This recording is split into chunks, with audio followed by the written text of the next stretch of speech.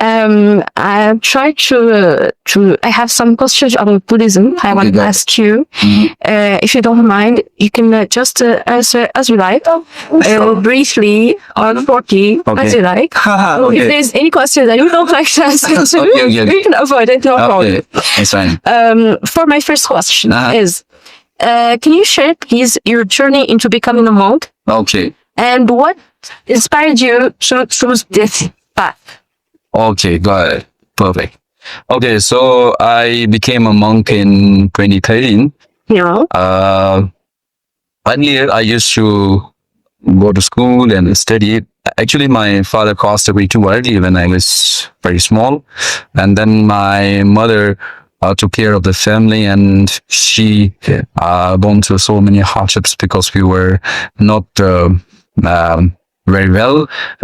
And we have been facing so many issues and so forth. But anyhow, she could manage to rise us up. And in 2011, she also passed away due to the illness. So when I was in my high school, I always had a vision that I will quickly earn money and I will take care of my mom. But unfortunately, she passed away a bit early, which turned my mind, and I thought that this life is nothing else than just a burden of sufferings.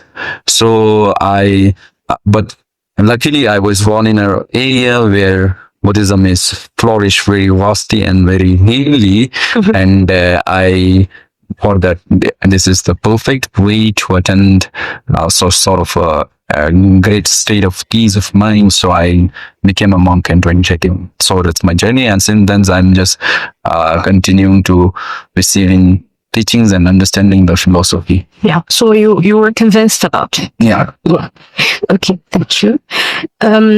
What does a typical day in the monastery look like? It's for you, for example, not little monks, but for you, or for a master, a monk. For a monk, a typical day, always it's relaxed day. The day starts with a prayer, and ends with the prayer. Yeah, you wake up early. And yeah, a bit early, and thinking about oneself, and thinking about the benefits and the happiness of entire beings. So in the monastery, the day begins with thinking about the benefits of entire sentient beings, and before we go to sleep, we do prostration and thinking that whatever positive activities I have collected in this entire day might be the result to bring happiness and prosperity to the entire being. So our typical day is entirely thinking about other beings. Yeah. It's interesting because if you think about it in the beginning, in the end of your day, you are almost all the day conscious. Yes, exactly. And like you practice your mindfulness all over the day. Yes. And So it helps you to go forward to your objective as a Buddhist monk. Yeah. Because when we are thinking about others, that means we are not thinking about selfness. Yeah. So we are trying to give our self-mental attitude a little bit away from ourselves. Yeah. We are just expanding our compassion, our loving kindness quality day by day. Yeah. Okay, thank you. How do you practice mindfulness? What is your recipe? See, mindfulness doesn't mean that you need to sit in a posture and going like this and just breathing on. Mindfulness is whatever action you were doing. Suppose you were walking. It means I'm walking. So if I'm talking to you, I'm mindful that I'm talking to you. We are making a video. We are making. So whatever actions you are performing is, and you're aware about it. Actions. Yeah. That is mindfulness. So what I do is, indeed it's very difficult task, but I always try to think about myself that, I'm doing this, I'm just telling myself that, I'm eating, I'm walking, I'm sleeping, I'm things, So in this way, you just have to tell yourself that whatever action you are performing. And do you think that the more you practice this, it can become automatical one day? Of course, everything. Yeah. Everything makes easier when you are habituated with that. When you keep the consistency, then you get habituated with that. So automatically things will happen to you. Yeah. So at the earlier stage, you have to tell yourself, I call myself, Wangchuk, you're eating, or you're going, you're saying. So, but time and again, if I keep this practice consistently, and then I will automatically think that I'm doing this, I'm doing that, and so on. And then later on, I just not need to work about. I will automatically be mindful. Okay. But it's very hard. It's very hard. Yeah. It needs more practice. It can be a reality. Yeah. That's for sure. Okay. What role does meditation play in your spiritual practice, and how has it impacted you? Okay. For Buddhist practitioner, meditation is everything. You know, without meditation, you cannot go in the journey of finding your inner world. You know, if you want to grow in the journey of finding your true self, you have to meditate it. Okay. So earlier, before connected with this environment, this monk lifestyle, I used to worry about so many things. And thinking, even just for my hairstyle, you know, it's not matching with my clothes. It's not matching with my shoes, which is very, very useless sort of stress that I used to carry, you know. Yeah. But when I came to this type, now see this cloth, which we call as Shanta robes. Okay. Since I became a monk, I'm wearing this, you know.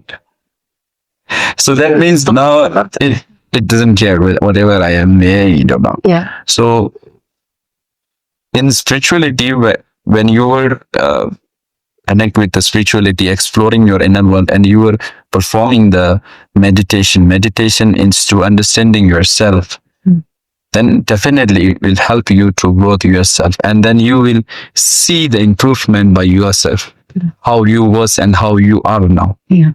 Well, so meditation is important. Yeah, I agree. Thank you. How do you approach the concept of suffering in Buddhism? See, is it still a new teaching of Buddhism? Suffering, the concept of suffering? No. The main teachings of entire Buddhism, if you want to understand the entire teachings of Buddhism, first you have to understand the suffering. Yeah. You know, because what Buddha taught is to overcome from the suffering. But when you don't know about the suffering, you don't care about overcoming from the suffering. You know, suppose if I don't know any sort of suffering, then I won't care about overcoming from that sort of suffering. You know, if I'm having any sort of pain, I'm having a stomach pain, then I'll go to doctor. Yeah, I'll find medicine.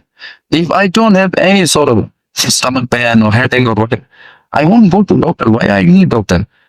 Okay. In Buddhism, we see Lord Buddha as a doctor, ourselves as a patient, and his teachings as a medicine pills. Yeah. Okay. First we met with the doctor. He gives advice and he gives he diagnoses the disease and he gives this, doctor will give you the pills and prescriptions. Okay. But if you don't take that prescription, it won't benefit us. We have to take the prescription as well. So therefore, understanding the suffering is the main essence part of Buddhism.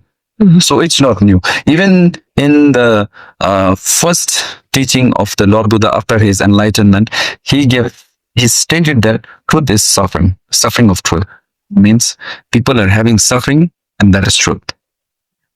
So it's not a new concept. It's a main concept, and it is stated by at the beginning of the teaching. Yeah, okay. I got it. Thank you. Can you explain the importance of compassion and how it is cultivated in your practice? Compassion. See, compassion is very much important, you know. Yeah. the main problem that we are having is so attitude. I need this. It's mine, my parents, my family, my thing, my dresses. And due to that attachment to what you generate aversion, I started to hate it. If you cause harm to me, I started hating you. Okay. And if you cause happiness to me, it means I and myself, I started also attached at you. So the main thing is the I, which is causing the trouble, which is creating aversion, attachment, and so forth. So now to remove this I, you need to say we, we as a family, we sentient beings. So in order to have a thinking of that we need to generate compassion within ourselves.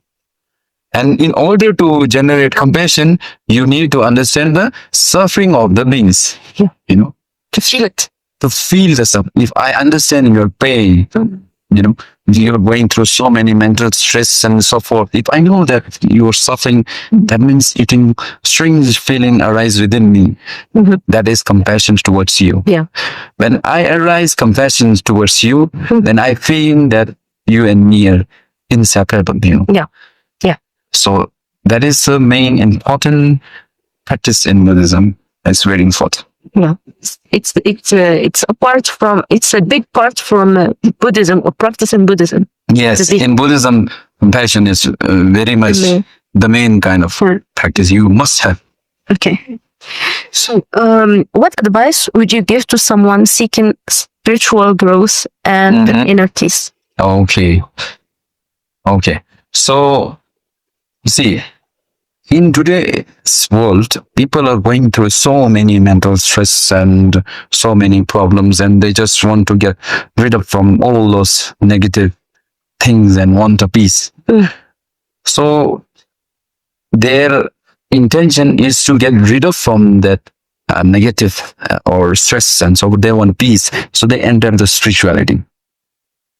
So when they enter the spirituality, they enter with the expectation of getting away from all the stress, all the negative things that are happening in his or her life. So to the beginner, to the person who are engaging in this, I must say that don't keep expectation. Avoid expectation, because expectation is also a key of suffering.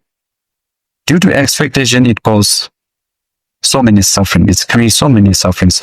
So without expectation, just engaging into the path and just follow the instruction that were given to you by your masters or whoever, just follow it without any expectation. That is very important for the person who are newly engaging into the spirituality. Okay, it's kind of surrender.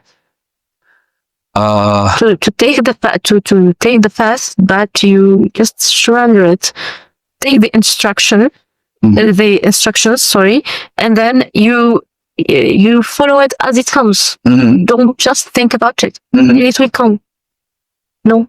Pardon, I didn't get you, man.